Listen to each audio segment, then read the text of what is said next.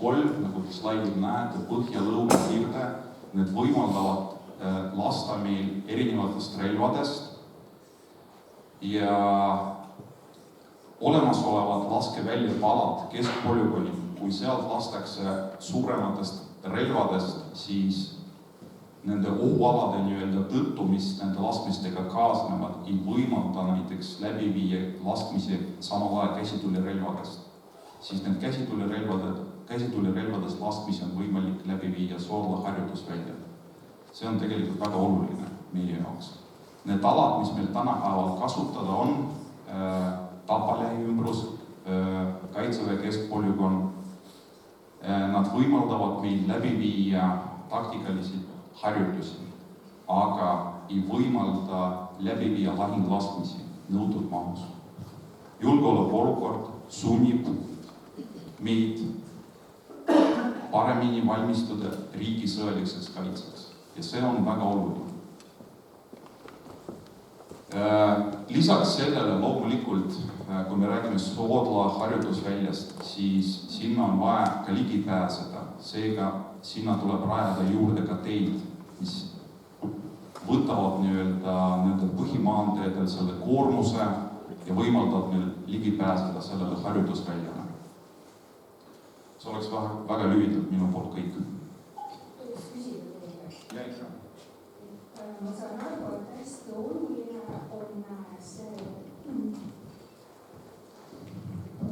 on see nagu maa, kui kaugele saab nagu tulistada või harjutada.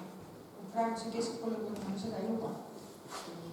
Põhimõtteliselt küll. Aga kas te olete kaalunud ja mõelnud selle peale, et need sammusid harjutusi võiks teha ka naaberriikidega, sest tegelikult kui tuleb sõjaline olukord, siis ega meie väike Eesti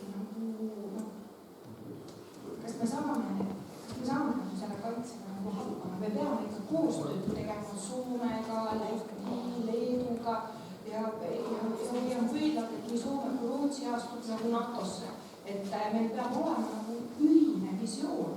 Ja kui on ühine visioon, siis meil peavad olema, et me harjutame kokku, meil on harjutusväljad siin ja seal. Te ütlete, et Soodla on ainus võimalus. Mina tean, et Viimsis on põhjaveega väga suured probleemid, joogivett ei ole. Tallinnas on ka juba see piiri peal. Soodla on puhta vee reservuar. Militaarreostus on kõige suurem reostus põhjaveega. Et mis hinnaga me siis need harjutused siiski teeme? Kas me teeme selle hinnaga, et siis lõpuks meil ei ole puhta vett? Meil ei ole inimesi, kes siin elavad, keda me kaitseme? Tänan selle küsimuse eest. Püüan siis vastata nii palju, kui meelde jäi. Et aastaid on näiteks Scouts-pataljon harjutanud oma tegevusi Lätis, Adasis. Tänaseks on kahjuks selline olukord, et see harjutusväli on nii ülekoormatud, et me kahjuks ei pääse sinna löögile. See, kas Soodla on ainus valik, see ei ole Kaitseväe öeldud. Meie kirjeldame oma vajadused, nii nagu sai sissejuhatus öeldud, RKIK, Kaitseministeerium.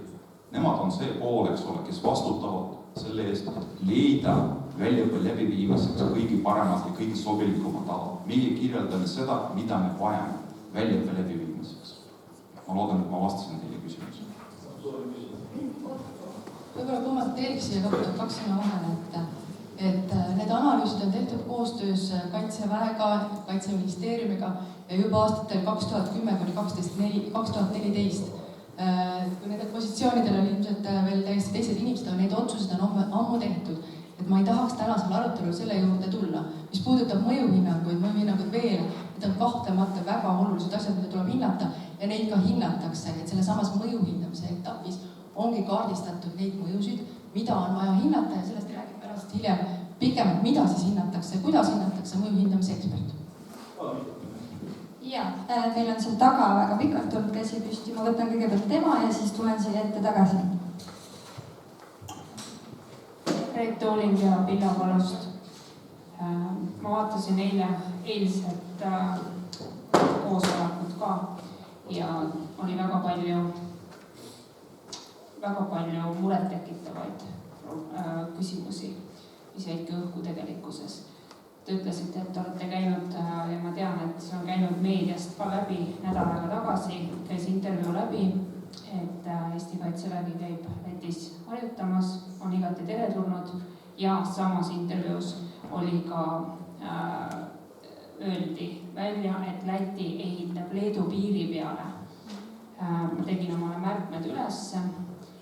Läti piiri lähedal siis on suurim Ida-Euroopa polügoon rajamisel, mille suurus on 25 600 hektarit, mis on kordades suurem praegusest Adasist. See on Sevilla lähedal ja see tuleb rahvusvaheline ja öeldi ka selles intervjuus, isiklikult nägin seda intervjuud, öeldi ka, et eestlased on ka igati loomulikult sinna tere tulnud. See polügoon, rõhutan veel kord, on Ida-Euroopa suurim. Ehk siis tegelikkuses meil puudub praegu igasugune vajadus meie oma inimestest üle sõita, nende kodud hävitada. Sest me ei räägi ainult siin eilsel koosolekul YouTube'ist vaatasin ja kommenteerisin samamoodi sinna. Me ei räägi ainult siin 100 perekonnast, me räägime tegelikkuses ju tuhandetest, sest te ei arvesta sellega, kuhu see müra kõik kostub. Mina elan Soodlast 10 kilomeetrit ja kevadtorm oli täielik katastroof minu majapidamisele. Ja nüüd, kui te hakkate kevadtormisuguseid tegema oma sõjamänge seal 300 päeva aastas, siis andke andeks, te muudate tuhandete inimeste elud täiesti elamiskõlbmatuteks. Et äkki teeks koostööd Lätiga, Leeduga, Soomega, Põhjamaadega ja ei sõidaks nii julmalt inimestest ja meie loodusest üle. Aitäh!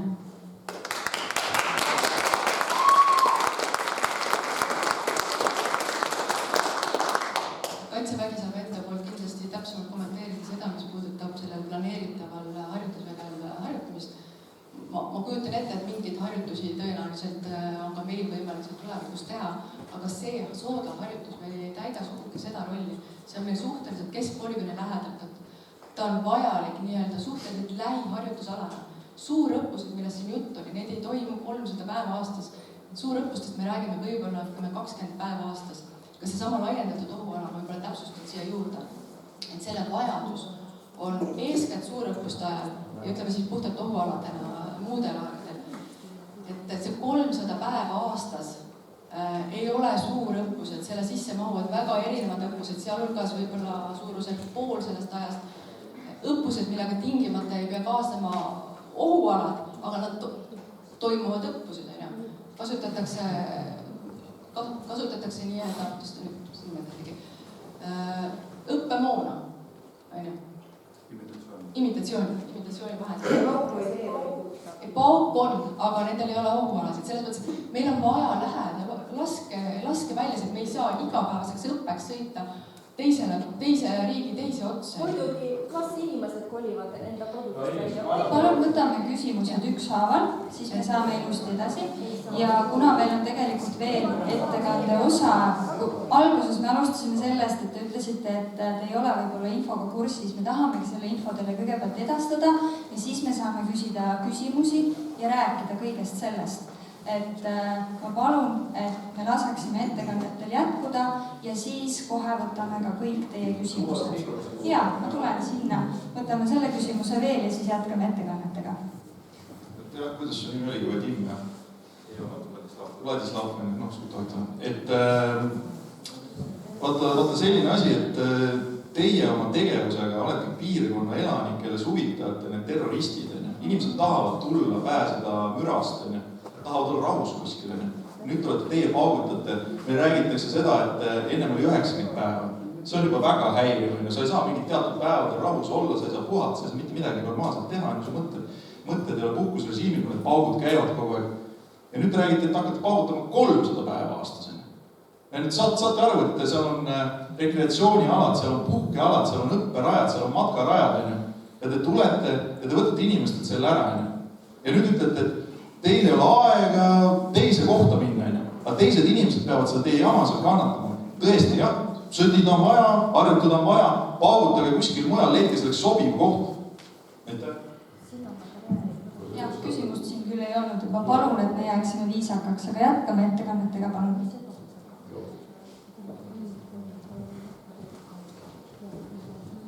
Nii, kuna siin küsimusi on palju, ma teen hästi kiire ettekande teemas. Jah, kasutan ka mikrofoni. Et Kadri Vaher olen siis mina ja aitan siis koostada planeeringut. Ja ma taustaks siis ütlen, et meil on praegu planeeringu esialgne lahendus, mida me siis nimetamegi eskiislahenduseks. Tutvustame seda just selle mõttega, et saada siis tagasisidet inimestelt ja selle põhjal on siis ka kokku pandud see KSA programm, mis kirjeldab seda, kuidas on plaanis neid mõjusid hakata hindama. See ei ole lõplik lahendus, see on esialgne ja selles mõttes me koondamegi erinevaid arvamusi ja põhilahenduse etapis, kui me sinna jõuame, seal siis hakkab kujunema see lõplik lahendus sellest harjutusväljast ja sellega kaasnevatest siis teemadest. Aga vaadake, te enne just sekund tagasi ütlesite, teeme nii. Tegelikult ei ju ei kaasa. Minu käes on mikrofon, lepime kokku, et mina teen oma ettekande ära. Rääkige nii, nagu asjad on, et te teete ära, mitte te kaasa inimesi. Ei, te saate asjadest valesti aru. Teeme nii, et ma teen rahulikult oma ettekande ära ja siis me arutame asju. Et protsess on siis siin sellise ülevaatliku skeemina antud, et täna me oleme siis selle eskiislahenduse ja KSA programmi avaliku arutelu juures, ja sellele siis järgneb see põhilahendus ja koos sellega siis KSA aruanne, et seal siis valmivad uuringud, täpsemad mõju hindamised ja seal on siis ka omaette veel kooskõlastamise etapp, samuti siis ka avalik väljapanek ja arutelud ja alles siis tuleb see kehtestamine. Planeeringuala siis on nii Soodla harjutusväli kui siis ka ühenduskoridorid keskpolügoonile, et kuna need on olulised, vajalikud, siis on need ka planeeringualasse hõlmatud. Siis planeeringu lahendus on jah hetkel suhteliselt üldine, aga sellegipoolest, et siin on siis antud selline esialgne ehitusõigus, et maksimaalne hoonete arv on meil siis 100 ja ehitusalune pind siis 150 000 ruutmeetrit ja maksimaalne kõrgus 30 meetrit. Ja need ehitusnäitajad tulenevadki sellest vajadusest, et täna on meil põhimõtteliselt jah, esmalt on meil vaja ainult ütleme sellist klassikalist harjutusvälja, aga tulevikus võib olla ka vajadus siis siia rajada ka hooneid, näiteks teeninduslinnakut ja need ehitusõiguse näitajad olemegi siis võtnud põhimõtteliselt keskpolügooni näitel, et kuna Soodla on siis ütleme 2 korda väiksem, siis need näitajad on ka siin 2 korda väiksemad.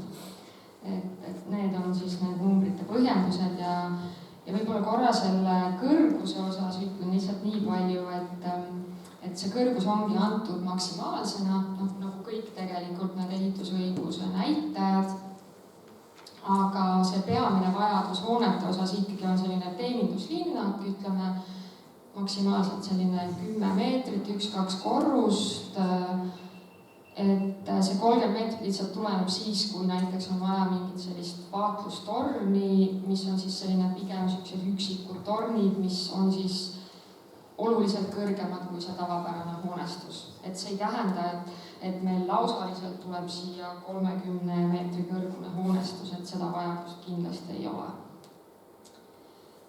hoonestusalad on siis esialgu siin ka sellise illustratiivsena markeeritud, et tegelik ütleme selline hoonestusala piirkond ikkagi on ka see kogu see harjutusväli, aga see siin meil ka ilmselt täpsustub lähtuvalt siis ka mõju hindamisest ja sealt tulenevatest tingimustest.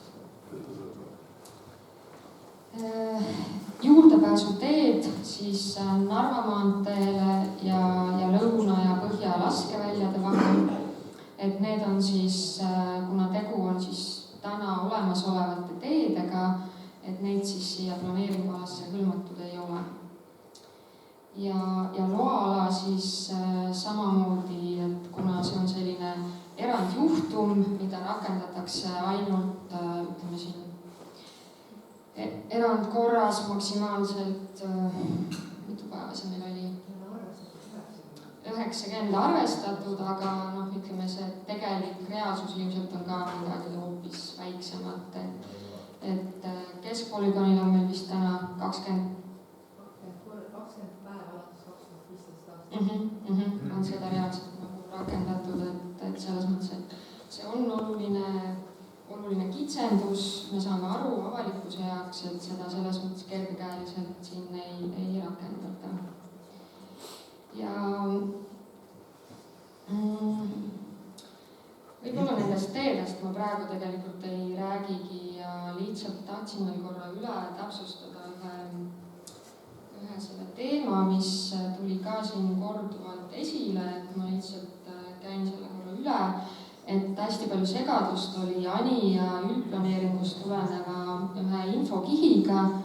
See oli siis selline 2 kilomeetri laiune ala siin harjutusvälja ümber, see on see katkend, sinine katkendjoon seal ja siis see on meil siin rakenduses praegu tähistatud kui Kaitseväe keskpolügooni ümbritsevas riigimetsas alaliseks riigikaitseliseks väljaõppeks määratud ala, et ANI ja vallaga oleme selle üle täpsustanud, et tegu on siin eksitusega, et tegelikult selle kihi nimi on see piiranguvöönd. Ehk siis nagu ma eile ka ütlesin, et see siis markeerib piirkonda, kus ehitamissoovi korral on kohustus siis Kaitseministeeriumiga see tegevus kooskõlastada. Et selle täpsustan üle ja me teeme siis ka siin rakenduses selle vajaliku täpsustuse. Kui kaugel see sealt üle? Jah, ta on põhimõtteliselt võrdselt 2 kilomeetrit.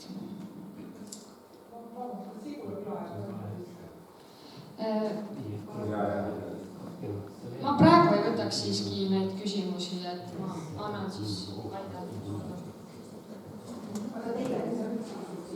pärast. Jaa, saab ikka pärastpoole saab. Aitäh! Mina olen Vaidle Tovar ettevõttest Keppast ja Puhkim ja selles protsessis olen mina keskkonnamõju hindamise juhtekspert. Mõjude hindamiseks oleme muidugi loonud eksperdigruppi, mitte mina üksi ei asu neid mõjusid hindama.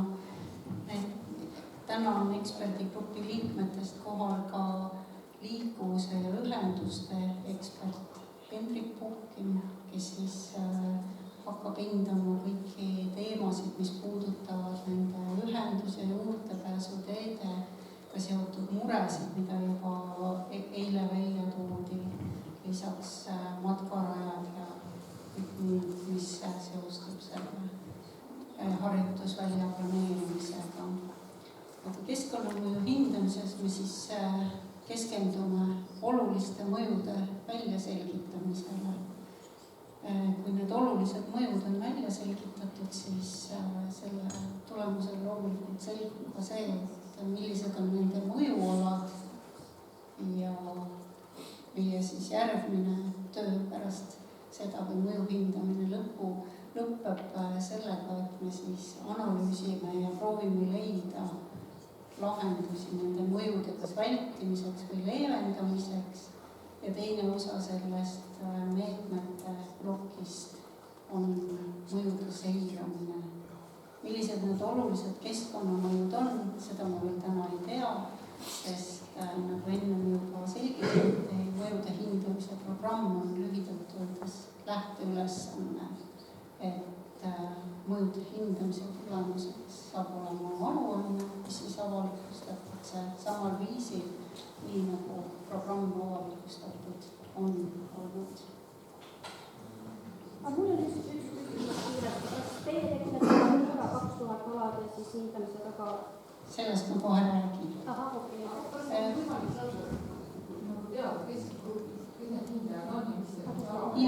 Ja see on, seda te leiate mõjude hindamise programmis, mis on väljas Kaitseministeeriumi kodulehel. See ka tuleb kõike. Kui me lähme rahulikult edasi, siis need küsimused saavad vastuse. Ma nüüd lühidalt räägin siis, millised uuringud on kavas mõjude hindamiseks. Et esimene ja väga oluline uuring kindlasti on siis militaarmüra ja vibratsiooni uuring, et ettevõte Kaja ja Akustik hakkab modelleerima militaarmüra, selle tugevust ja siis levi ulatust.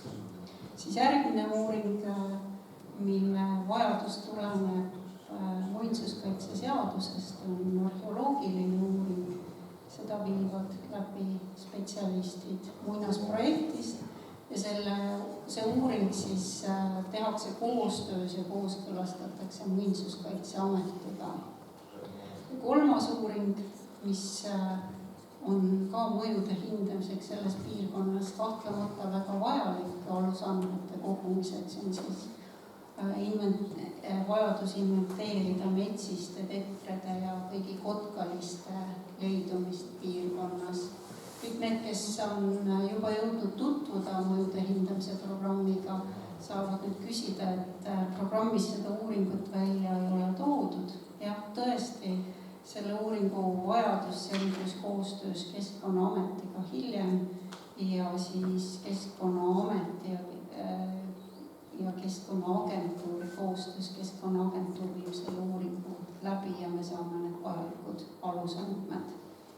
Lisaks on alal ka varem juba läbi viidud uuringuid. Me võtame ka nende tulemused muidugi arvesse, näiteks siis taimede ja sammalde ja samblike inventuurid ja elupaikade inventuurid. Ja muidugi viiakse nii keskpolügoonil kui teistel polügoonidel ja harjutusaladel läbi seiret, et ka seire tulemused annavad meile vajalikke andmeid. Mul on küsimus, et kas te teete seda laua taga hindate neid mõjusid või te käite ka looduses metsas? Me käime ka